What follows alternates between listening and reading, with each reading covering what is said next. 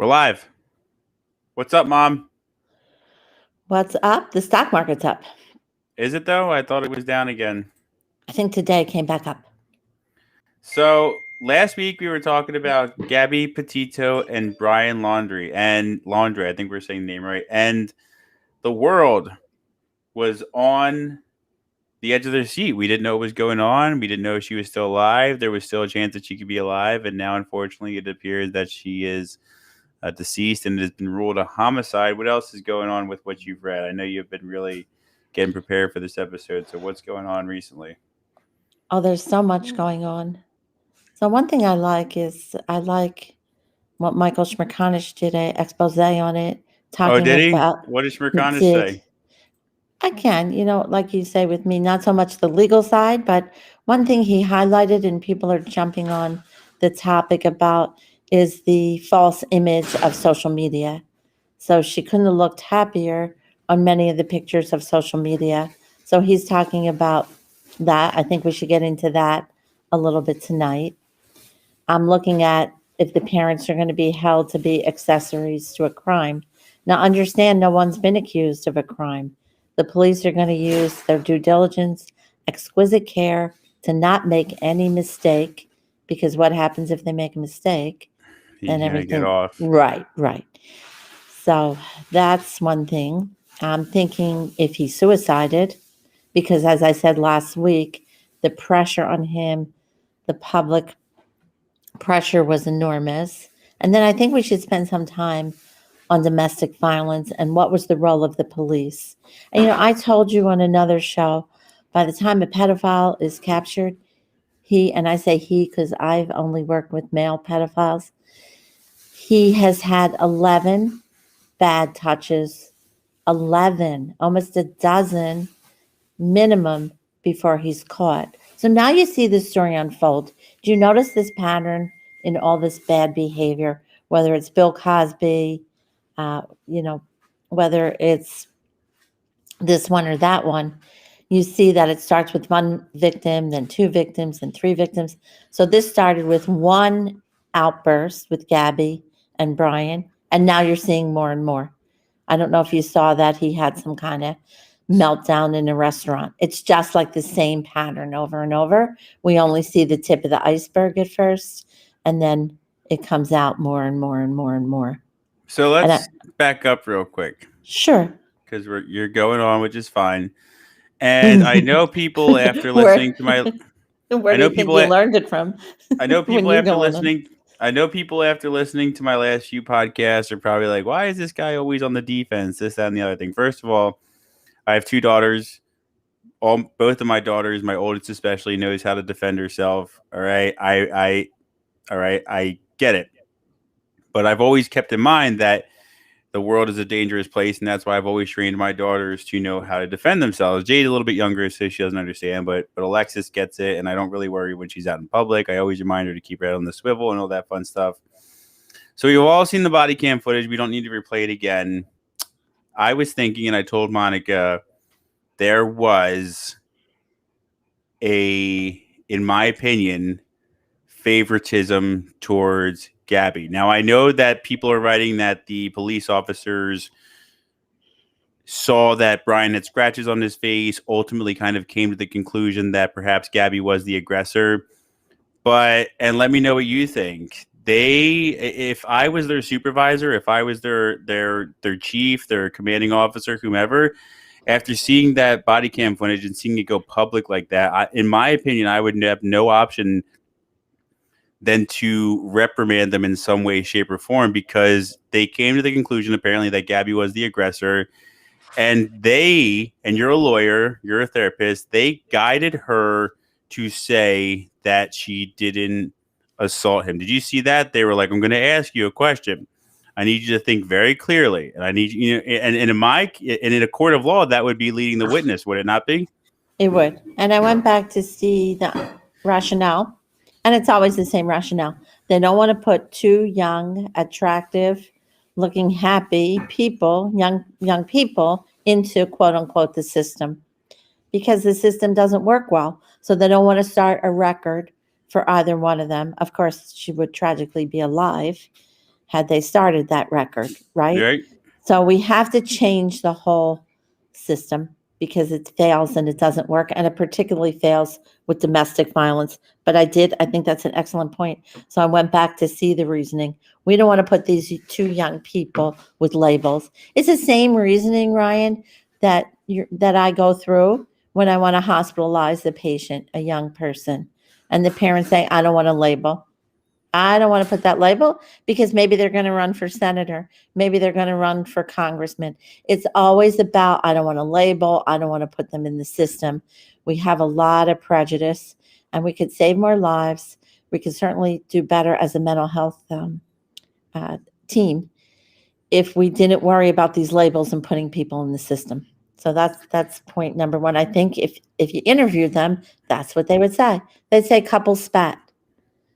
Couples have a spat. I get not wanting to put people in the system. I personally have never understood that mindset, and I know that it doesn't always work out well. What was that kid's name? He raped that girl when she was asleep. It was made national headlines. The dad was quoted for saying some stupid shit like, "My son enjoyed eating steak," and he was a swim star or something like that, whatever the case. And it's like, oh, you're going to ruin his life and this and that. Listen, I get it. I've never been okay with that whole, we don't want to create an image, right? Don't do the crime if you can't do the time. But, and again, I have two girls, I have two boys. So I'm always thinking on both sides of the spectrum. If they had come to the conclusion that Brian was the aggressor, would the same conversation about Brian, I need you to think very carefully before you answer this next question. Did you assault her? Da, da, da. Would it have been the same thing if it had been him and had they come to the conclusion that he was the aggressor? I always think about that stuff. And I had a big problem with how the law enforcement handled that situation. And perhaps if they did charge her, maybe they would have had to been separated because of court dates and fines and this, that, and the other thing, and perhaps she would still be alive. See, I think if you look at the whole picture, she's 2,000 miles away from home. All she wants to do is get home. If she's in the system, if she starts saying how bad the abuse was, she doesn't know how she's going to get home. I think she had a lot of anxiety about that. I don't know if it would have been the same picture if she were closer to home. My problem is that there's no on-call mental health unit to come out. She was really upset. She was having a lot of anxiety. We have to train the police. You're probably not getting the whole story. Can we just agree on that? What would make you never think? get the whole story. What would make you think that you're getting the whole story? That's my field that's better at getting the whole story. So they separated them for the night. If they had maybe had a mental health evaluation, some kind of crisis team come out. Somewhere in all my readings, she said she didn't know how she was going to get home. I wish they had sent her back home to her parents. I know she was 22. She's not a minor. One thing we always do, and I said this before in your show, in abuse, you got to call in the family. I said it in divorce cases when they get very acrimonious and somebody's threatening, call in the family support. So we have to do a better job at telling the law enforcement, you're not getting the whole story. Let's ascertain we're in crisis now. She's away from home. Let's see if there was a safe person. I wish they had asked her, let's call a safe person. We'd feel better if we could just run this by somebody. And listen, we still don't know. We can surmise. It'd be a heck of a coincidence if it wasn't him that homicided her, but we still don't know for sure, do we? Because we don't have that coroner's report. But I think that we claim and proclaim to support mental health, but we really don't. If we supported mental health, there would be a psychologist in every ER. Why is there not a mental health social worker or someone in the ER? That drives me crazy because think what you see in the emergency room. Why isn't there a mobile unit when we smell domestic abuse that can come out and interview the couple? So we don't really back mental health. It's just all words. We don't put it into any action. And that's a big problem. And it really comes up with domestic violence. But we have to get through that prejudice that we're going to start some record for them.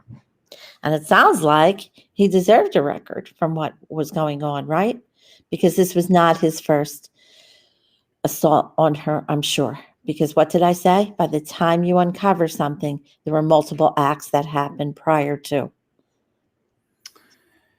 Yeah, I I agree with what you're saying. I was looking for a clip. I can't find it, but I wanted to play it. There was this show on TV for a little bit. Cop show. It was called Southland. Very good police show. It depicted law enforcement pretty well. And multiple characters, multiple subplots. And one of the plots was that a rookie cop was with a seasoned officer. Seasoned vet was written and acted very well. He's a little, moody. He's a little rough around the edges.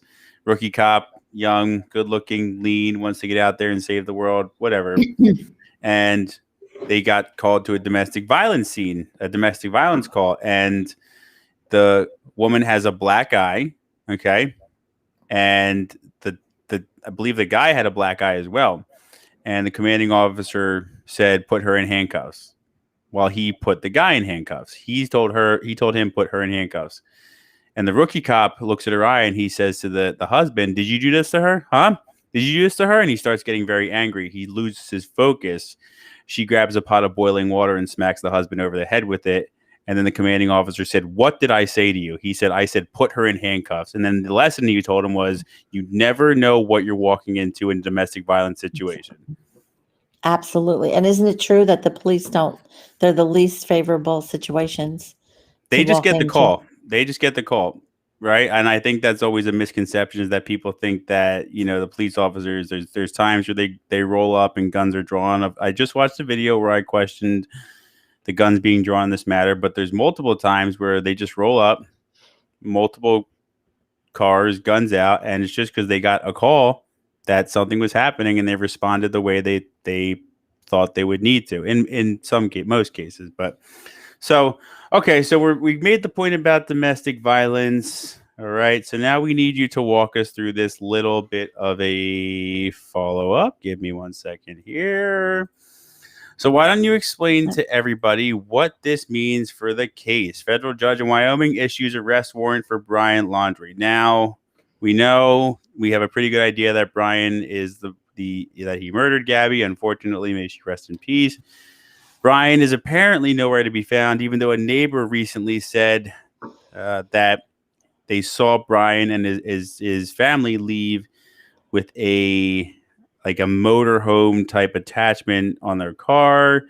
Brian has not been found. The FBI, multiple law enforcement agencies are looking for him. They're using drones. They're using dogs. They've got police out there. And now it goes to Wyoming, where I believe Gabby's body was found, right? Right. So why don't you tell everybody why a federal judge in Wyoming why him issuing an arrest warrant is a change of pace in the case, if you will. I mean, that would pretty much say that they want him for the murder, right? That there's evidence that law enforcement has not revealed that pretty much says, hey, we need to get this guy because we have a pretty good idea that he did it. I mean, we all pretty much have a good idea, but like you said, innocent until proven guilty. We need to prove it. It sounds like they have some evidence. So I watched you with John Anthony last night, and here's something that the public maybe doesn't focus on enough. We do this with celebrities, we do this with politicians, and we do this with the police. They are human beings. This case is now at a fever pitch emotionally. Would everybody agree? They want this guy. They want him bad, right? Because he defied the police. He was arrogant to them. He didn't want to work with them. On top of that, he probably murdered this young woman. So now their job is to not make a mistake and to keep those emotions in check. And I've talked to police officers who've done unsolved murder cases. And when they're so close to getting the suspect, the hardest thing is to control those emotions and not make any mistake. They have a phrase, I don't know if any of your police friends said, we'd love to take them around the block when we find them. What do you think that means when they put them in the car? All I'm going to say is I know a couple old school police officers who say I don't like to paint a bad picture about law enforcement, but No, of course not. it was a different time, and I get it. If they caught somebody in the act beating the kid, beating the wife, beating the husband, we'll just say beating the kid, right? Right. Let's just say that they didn't book him, right? All six of them would take him into the back alley, jam him against the wall, whatever, and I don't totally Right. disagree with that style of policing. Why am I going to take you through, process you? You're going to get a court date. You might be back home the next day because you might make bail, whatever the case may be. But they kind of said it was like, we told them we're going to be patrolling here. You lay a hand on that kid. They come to the police department. We're going to come right back. We're going to arrest you and we're going to put you away. Right. Right. But could you imagine how the police will feel getting their hands on, if he's still alive, getting their hands on him finally?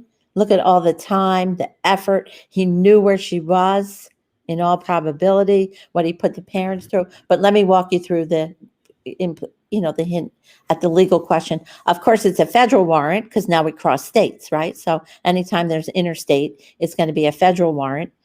And now something must have come up in the autopsy, because recall that they said by Tuesday, they'll know more about the cause of death, but they don't want to release the details. Do you see how it started to shut down?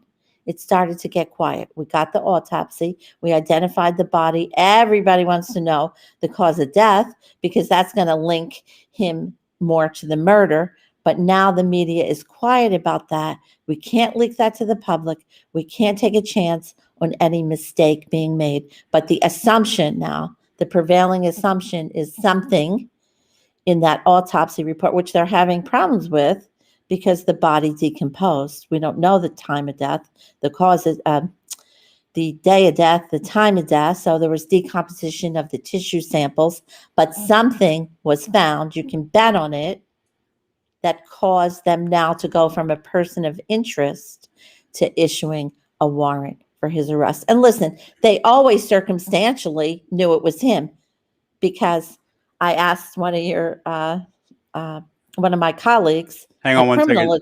Sure. Hang on one second. Go ahead. I asked one of my colleagues, a well-respected criminal attorney, what do you think? Is there any chance it was an accident? And the attorney said, that'd be a heck of a coincidence. What a coincidence that would be, right? So in essence, he's saying, no, it was no accident. So now we have something that was uncovered, even under those conditions that weren't favorable on the autopsy. Maybe it's something under her fingernails. You always hear the same thing, his DNA, and something that's linking him to the issuing, as I said, to a federal warrant, because now he's in different states. I don't know how many states he's been in, but I want to go back to say one thing about the domestic violence. Where are the resources for women? If we really put our money, and I shouldn't just say women, because in the last decade, I have seen men who've been the victim of domestic violence. And that's a whole nother conversation, because one, they don't want to admit it, and two, nobody believes them. So let me ask you this question. Sure. Because I always think about this with domestic violence and things like this. You're going to kill me. You're going to kill me. I hope not, because then I'll be in trouble. How much of it is our upbringing? Why are we? We see it, right? These couples, they think that they're perfect for one another. Sometimes, I've heard that it equates to daddy issues, mommy issues, abandonment issues, whatever the case may be. It's like people know that they're toxic for one another, but for whatever reason, they feel this need to just hang on to the relationship. And you, like you said it yourself, like the last 10, 15, 20 years, domestic violence is up. Young kids get married, they get divorced, they have kids, they get divorced, the child support. And listen, I'm not saying that since the beginning of time, people didn't have kids out of wedlock or people didn't have problems in the relationship. But as we know, mental health is a huge thing these days. It's something that's come up more and more in the last 10, 15 years. But not always action. We can't ignore the fact that mental health, our upbringing, all that, the factors, social media, MTV, whatever, plays a part in these let's just say our as a society, toxic relationships. And I'm going to tell you a few things about this. And one of my favorite learning experiences with domestic violence. Domestic violence is always, always about control. Unfortunately, there's a subsection of young women, older women, probably every age woman, who initially mistakes the attempts and exertion on control as flattery, as the guy's so into her, right? He's so into her. He wants to put a tracker on her. He doesn't Oh, say I he get what wants you're to put saying. right? He's not saying he's putting a tracker because he wants to know where he is. Oh, babe, I want you to be safe. Oh, look at this guy. He's wonderful. His whole life is me. He shows up and brings me lunch. He brings me my latte, right? It's always about control and women mistaking the control for caring. And by the time they realize what it is and it's mothering, they're in deep. That's problem number one. Problem number two is, and I've been thinking about this a lot. So I say the police should have had some mental health evaluation, gotten Gabby home safely. It doesn't end there. If somebody wants to kill somebody, if Brian wanted to kill her, what's going to happen? I'm gonna He's going to kill kill her. her. Unless we have a system that's going to put him away for the previous thoughts that he had, for the actions. So I have been thinking about that. How do we do a better job in general, overall, about controlling victims? Because it doesn't stop there. That doesn't mean we would have saved her life, right? But I want to tell a teaching story from when I was a young psychologist, and I saw a lot of victims, because when you're a young psychologist, you see young women, right? It lines up that way. And a lot of them, a subsection of them, had problems with domestic violence. Domestic violence, any kind of violence in a relationship, is based on the slot machine theory of intermittent reinforcement. Sometimes these guys are nice. It's just like the slot machine. I've said this so many times. Sometimes it pays off. That's what keeps people hooked. Sometimes it's reinforcing. So they would come see me. I would tell them what to do. They would tell the partner that was abusing them. And they say, Dr. J, it's all settled. He brought me 10 of my favorite roses. He brought me my favorite candies. We're going away. It's all settled. Not so fast, I would say. Well, what do you mean not so fast? The makeup is great. Not so fast. Tell them you don't want the flowers. You don't want the candy. You don't want the vacation. You want separation for a while. Not permanent, for a while. What do you think happened when they went back and told the men that? What do you think happened? Get another psychologist. Dr. J is nuts, they said. What do you mean? You want the vacation. Once we intercepted the control that they had, all the violence came back out. So how do And we? that's what we have to teach young girls. So how? Nah, young guys and It's young girls. young guys and young girls. Isn't that a So great insight? I was so proud of that insight when I figured that out. You I have give to. you a 70. I give you an 80. Well, I'll give you an 80 or 70% because you just told me respectfully. You just told all of us. You didn't tell us anything we don't already know. What I want to know is you But we have know it. been. No. Wait. You have. I've seen you treat young men and young women from 8 years old to 16 years old. So you know what's going on in their household. You know their triggers, what calms them down, this, that, and the other thing. So who turned into a Brian, and what was the family like? What were their habits like? Because these are things that would help, right? Was it the parents? Was it the upbringing? Did they not get enough attention? Did they let them indulge in things a little too much? Maybe they caught him looking at porn at a young age and it was excessive and they didn't stop it there. I'm just, what leads to people transforming into a Brian? I know you've seen at Oh, least one definitely. Brian or a Gabby. What transforms a young lady into a Gabby? Hundreds, if not thousands. So let's start with Brian. So I can only surmise. I didn't interview them. But what do we know about the family? We know that the girlfriend lived there.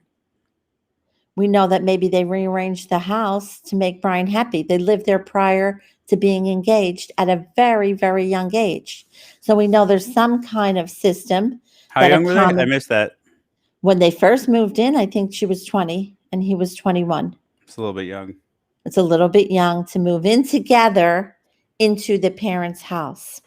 Then we know that they didn't force him to go to the police during that gap. Then we know that Brian's sister tried to call and he wouldn't answer her calls. So there's some kind of enabling system I can surmise with the family. And that enabling system will help men stay violent, right? Not accountability. That's my guess about the family. And then the absolute worst thing they did, then I'm betting, and we'll see on a future podcast if I'm right, that there's going to be charges of interference with the criminal process because I think they gave him a head start. That's why they didn't tell the police that he left, because they gave him a head start. Now, how foolish is it are aiding and they? abetting if there was no warrant? It's still aiding and abetting. He was How? a person of because he was a person of interest, and we're going to find out what he disclosed to the parents. He would not return the sister's call. He wouldn't return Gabby's parents' call.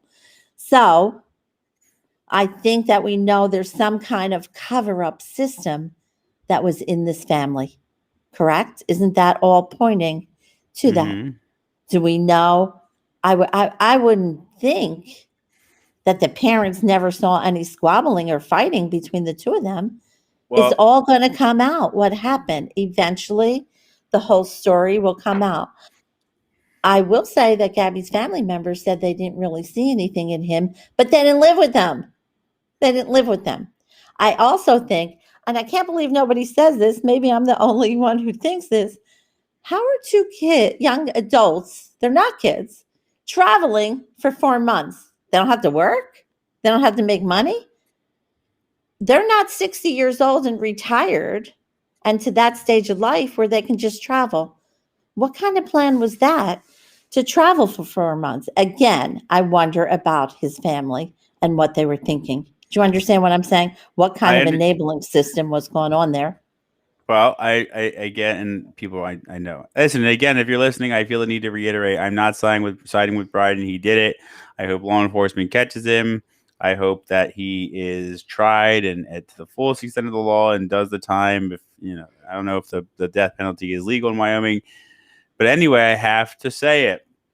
I read an article that said that some of Gabby's friends, they were on and off, and this coming from Gabby's friends, they were on and off, and this and that, and arguing. They were engaged, and the engagement was off. I'd have to double check on that, but her friend saw signs. So for the young ladies, what's the trigger there? Why is she sticking around? I mean, listen, Brian was bad news. We get it. I see the enabling side of it. I see everything you're pointing out. But then how do we get to the Gabby factor, right? Okay. Where it's like, Gabby, you see all these signs. We're telling you feel the need to stick around.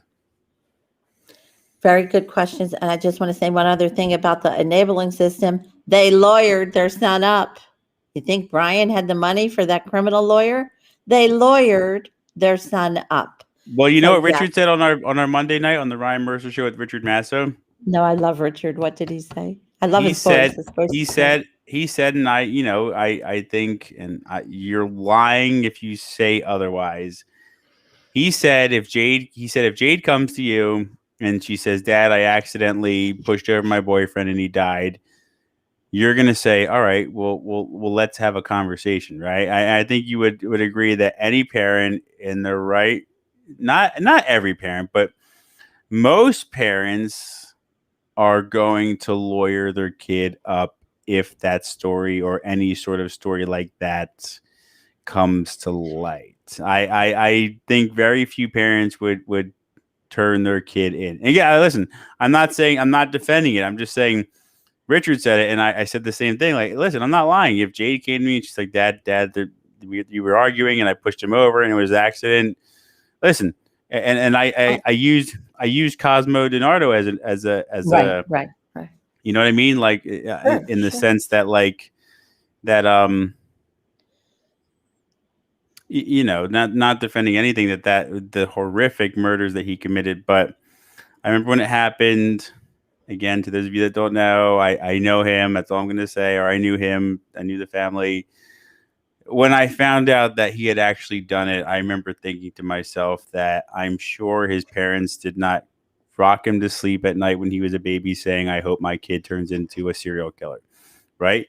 But still, just as I'm sorry. And where I was going with that was when Richard said it, even if Jade came to me and I lawyered her up and all those other things, and it came out that there was an argument and she actually it wasn't an accident, right? It was intentional that she took a rock, that whatever, right? I'm just trying to prove a point. You can say that I defended her, that I'm an enabler, that I'm protecting a murderer, whatever, right? And you can go to sleep at night knowing that that's not you, right? But Brian's family's lives are over. They're not going to get invited to parties. They're not going to be able to go to the supermarket. So the point I was trying to make was that even though, yes, they took these steps and it seems like they went overboard in defending him, they're not returning to normalcy. Everybody's life is over. Well, that's an extreme statement. I don't know that it's completely over, but it's going to be fraught with a lot of problems. So Richard's analogy, his comparison isn't complete because let's go back to that, God forbid, one of your children was involved in something like that. When I say he lawyered up, he knew that the parents were agonizing and she was missing. That's I get that part. Yeah. You see what I'm saying? I would have broke down the door with a 9mm. If you're listening and you're listening to me, I don't take back what I said. If my daughter was missing and the parents were hiding the boyfriend, I'm breaking down the door. I promise you. I don't care if I get arrested. I'm trying to find out where my daughter is. What the parents had to do is say, we'll help you, of course, with a defense. Everybody is entitled to a defense, but you are not going to have those parents suffer and not know where your child is. There's nothing worse than not knowing where your child is when they're missing. So that's why I think it's not the most complete analogy. So let's go back to the issue of the psyche, the profile of a woman, a young woman, older woman, whoever it is, who hangs in for domestic violence. One, what did I say? It's intermittent reinforcement. I'm sure that Brian was enjoyable some of the time. I just told you the family members didn't see it. So Gabby and the other young girl's mistake is that they discount how bad the bad behavior is and wipe it out with some of the good behavior. Does that make sense? They got to get focused just on the bad behavior and say good behavior doesn't wipe out bad behavior. They have to make that shift. Here's something that's incredibly powerful. The skills, the tools, to use John's words, the way that you think about things to help you stay in domestic violence, it's the complete opposite that you need to get out of domestic violence. Let's look at that again. What happens in the psyche to stay in domestic violence has to be completely reversed to get out of it. That's the big problem with it. So let's say, what does that mean? Well, John would say that Gabby doesn't love herself and that Brian didn't love himself, and that's why they stayed together, because they were afraid of being alone and didn't give themselves enough respect. No, I think that's true, but it's more complex than that. So here we go. To stay in it, you have to practice denial, just like his parents had a denial system to stay in it. You have to be passive. You have to be subservient. You have to not pay attention to your own needs, as John would say. To get out of it, you got to crack that denial system. You got to call a spade a spade. You have to have proper, as John would say, boundaries in place. You have to make yourself a priority. It's just the opposite. And so what happens is when they're in the domestic violence, they develop more and more of those skills. It's like any bad behavior, alcoholism, drug addiction. What do? You deny it more and more and more. You ever hear the parable about abuse and hot water? If you put, I think I said this on one of our shows before, if you put somebody in scalding water, they get burned. But if you put them in warm water, lukewarm, and you turn it up a little bit at a time, they accommodate. So, I'm not a big Oprah fan. God forgive me for saying, I'm not the biggest Oprah fan, but one thing she says is get out the first time. Not because you can't forgive somebody, because they just showed you the potential of who they can be. So just get out the first time. But we don't train for that. We don't teach people that. I think I still go back to what the heck were they doing? Nobody will answer me for 4 months. Who has 4 months to just travel at that age? So Gabby was talented. Maybe she needed to pay more attention, to her own work. But there was some kind of something where she did what he wanted, like living at his parents' house. Maybe they lived at his parents' house because the parents mistakenly thought they could control his mental health issues. Now, my one spot of sympathy, if that's the right word, for Brian is if he had some kind of delusional disorder. And I don't know if you read that. Hearing voices. I've been with patients with auditory hallucinations. I've been with patients who said, Jesus is telling me to kill someone. And that's very real. So that's a whole nother story. But here's how he's screwed legally. Those people who were saying, God, Jesus, the universe is telling me to kill somebody, they didn't plot an escape route. All of a sudden, he becomes rational to plot his escape. He is completely screwed legally. If you listen to ABC, if you listen to any of the news shows who have the lawyers in, they're going to tell you he's completely screwed himself. He got the worst advice you could get. Because he can't say now, it's a crime of passion. I lost my mind. I didn't know. Let me at him. You lost your mind? Really? You lost your mind. That's interesting because you knew not to call the parents. You knew not to call your sister. You knew to escape. He's completely screwed legally. Do you see that? And I think the point that you were trying to make, which was an excellent point about his parents, there's not going to be an ounce of compassion. He completely got the worst advice you could get because he can't plead anything now. He cannot plead insanity. He can't plead diminished capacity. There's nothing he can plead now. Because tragically, I'm probably right, and he had this enabling system in the family that he thought he could get out of everything. He thought he could get out of everything. I used to say to you and Shauna when I was in law school, I'll help you with some things, but don't think because I'm a lawyer, don't do something that mom can't get you out of. Remember me saying, don't do that, because I didn't want you two to think, yeah, I could get you out of anything. Somehow, look what had to happen for him to realize he's not getting out of this one. I'm interested, though, in everybody's thoughts if they think that he's still alive. Because he screwed himself, because he's not a dummy. He knows by now, what in the world could he plead? There's nothing he can plead that's going to help himself. You understand the point I'm making legally, right? There's nothing. Yeah, but he because you can't be crazy and be so clear-headed about protecting yourself.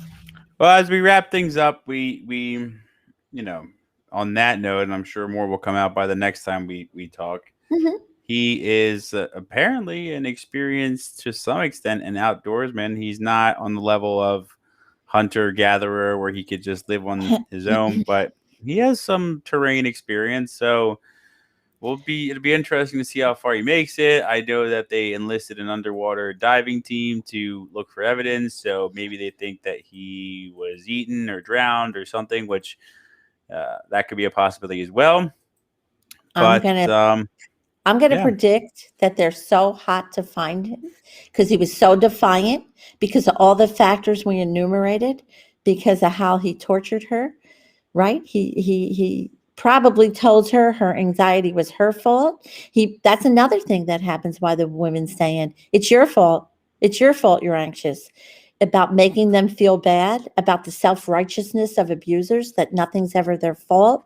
So if you put all the factors together of what happens, you see my point that we need resources. We need really good resources in place. I want to say this before we finish. I hope they come up with a Gabby Petito bill. I hope they come out with some kind of quiz or something that they ask both parties when there's a police stop or investigation like this, something that they ask them and try to ascertain, hey, it's not going to stop here. You need some additional help. You mark my words, those parents will come up with some kind of bill that maybe will change things for women. But remember what I said, we still have a long way to go to keep them safe, even if we get them out of that initial situation.